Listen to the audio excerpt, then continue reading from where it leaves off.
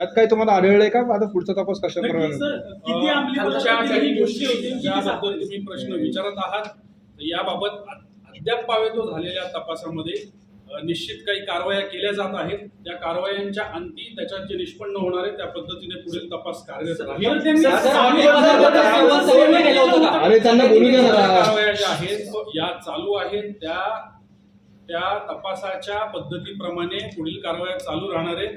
न्यायालयीन प्रक्रिया आहे, त्या प्रक्रियेमध्ये इतर बाबी ज्या आहेत त्या तपासाअंती उघडकीस येतील, त्या आपल्याला वेळोवेळी कळवण्यात येतील.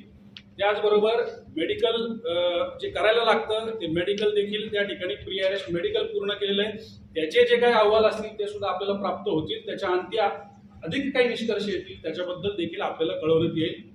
या उपर काही गोष्टी निश्चित निदर्शनास आलेल्या आहेत आणि त्याबाबत आदल्या दिवशी काय झालं, त्यानंतर काही गोष्टी झाल्यात का याच्याबाबत किंवा त्या ठिकाणी अजून कोणी येणार होतं का ते याच्याबाबत आपण सगळा तपास करत आहोत आणि तो तपास झाल्यानंतरच आपल्याला त्याबाबतची खात्रीशीर माहिती